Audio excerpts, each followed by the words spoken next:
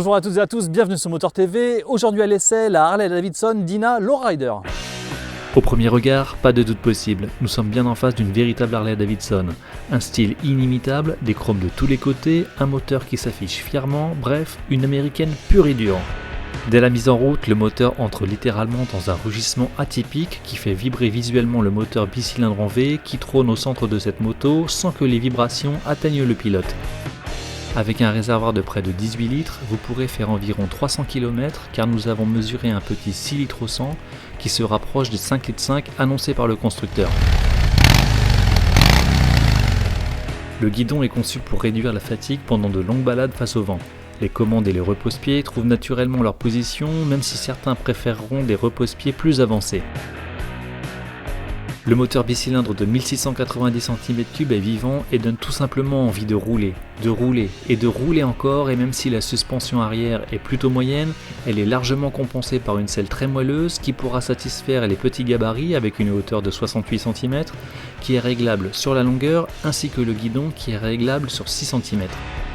Pour le freinage, la bête est équipée d'un ABS de série qui ne s'est pas déclenché lors de notre essai car les deux disques avant de 300 mm avec étrier à 4 pistons font déjà un très bon travail. Les pulsations du moteur 103 CI donnent vie aux deux échappements superposés légèrement fuselés en bout qui donnent une bonne sonorité, même si les puristes préféreront l'équiper en stage 1 pour obtenir une autre mélodie.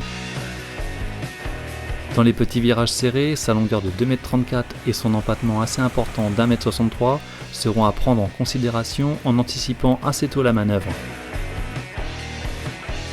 La fourche de 49 mm absorbe bien les imperfections et son guidon libre de compteur donne une drôle de sensation au départ au pilote qui peut se sentir un peu démuni mais on s'y fait rapidement.